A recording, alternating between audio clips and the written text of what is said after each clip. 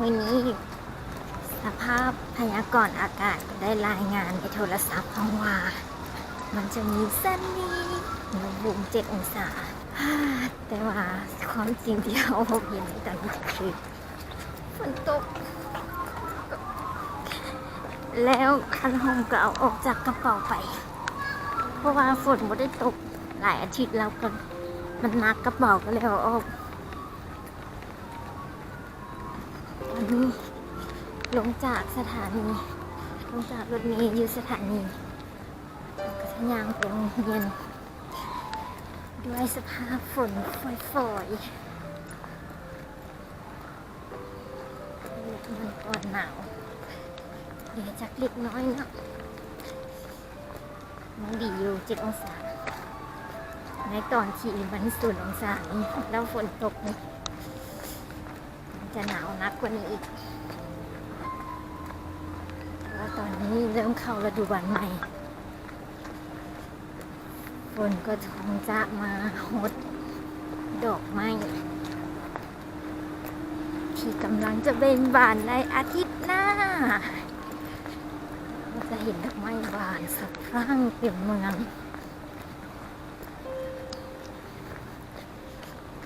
ก็ยางมาเส้นทางที่มีตกแกะที่เฮาหมักนี่คือเก่า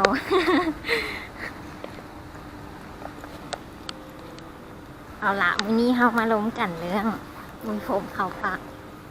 แต่งหน้าเปล่งตาก่อนว่าผมปกหน้ามื้อนี้เฮามาล้มกันเรื่องคำว่าฝรั่งมาจากไสหรือบ่ฮู้ว่าเป็นคนอื่นจะเป็นที่เฮาบ่ฮู้ว่าคำว่าฝรั่งนี้มาจากไสเนาะเพราะว่าตอนเรียนประวัติศาสตร์อาจารย์ก็บ่ได้สอนหยังก็มีแต่บอกว่าฝรั่ง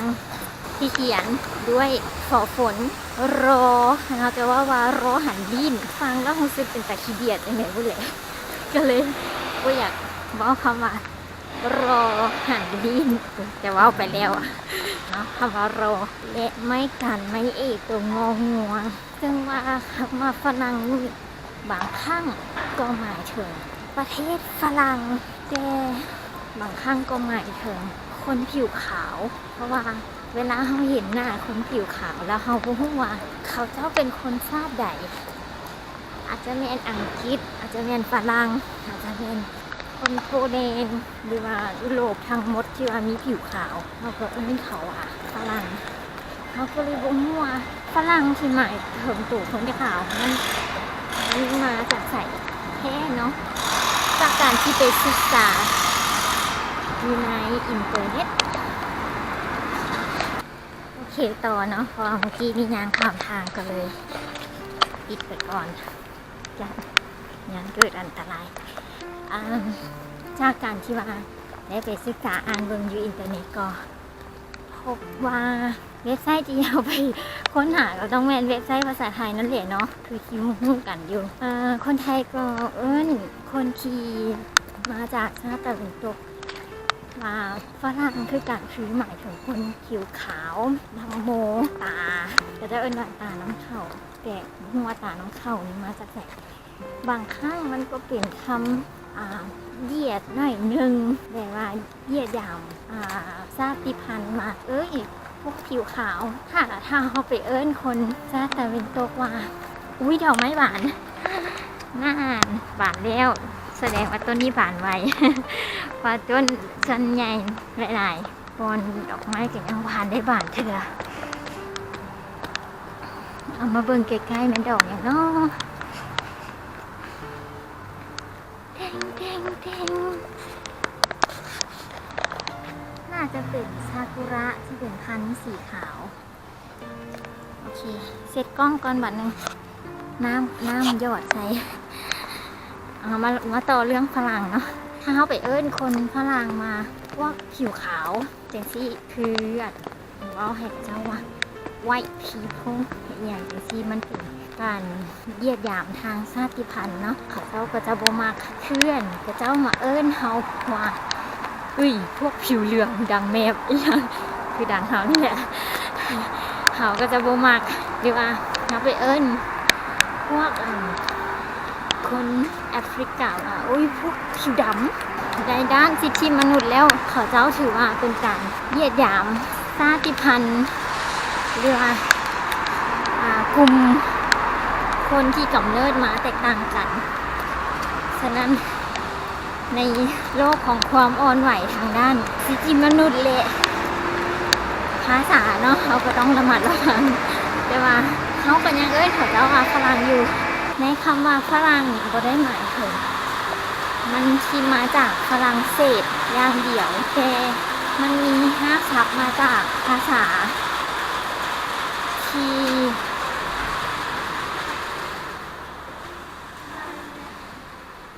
เดี๋ยวมานั่งว้าวยืนนี่กัน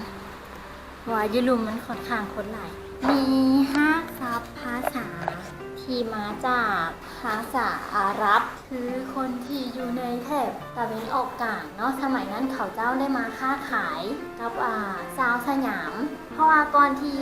ชาติตะวันตกจะเข้ามาฮอดลาวได้เนาะคือองริมูโอนี้คนฝรั่งคนแบบอีที่เข้ามาลาวเราก็เข้าผ่านมาทางสยามคือกันเพราะว่าเฮาดินแดนของเฮาบ่ได้ติดต่อกับทะเลเฮ็ดให้เฮาบ่สามารถไปติดต่อค้าขายทางทะเลโดยตรงเขาเจ้าก็เข้ามาส่วนใหญ่มันจะเข้ามาทางสยามจากอยุธยาเนาะเข้ามาฮอดหลวงพระบางเขาอาจจะรับวัฒนธรรมทางด้านภาษาที่มันใกล้เคียงกันแล้วมาแล้วก่อนหน้านั้นคนที่มาค้าขายกับชาวสยามก็คือคนอาหรับกับชาวตะวันตกคนอาหรับนี่จะเป็นล่ามแปลภาษาให้กับชาวตะวันตกอีกเทื่อนึงตอนนั้นชาวอาหรับจะเอิ้นพวกฝรั่งนี่ว่าฝรั่งนี่คือคนผิวขาวคือหมายถึงคนผิวขาวซึ่งมาต่างจากผิวพรรณของพระเจ้าทะเลเนาะแล้วก็หมายถึงบางข้างก็หมายถึงว่าหมายถึงคนต่างชาติบางข้างก็หมายถึงคนผิวขาวที่เจาะจงใส่คนโลกโดยเฉพาะและเฮาเองก็มีหมู่เป็นคนที่อยู่ในเขตตะวันออกกลางเขาก็เลยไปถามเนาะมีคนที่มาจากอิหร่านแล้วก็อัฟกานิสถานคนที่มาจากอิหร่านก็เจ้าจะเอิ้นคนผิวขาวว่าอยู่บนกันเด้อมันอยู่ในปึ้งเอาจดไว้เป็นอย่างดี Hello sir มา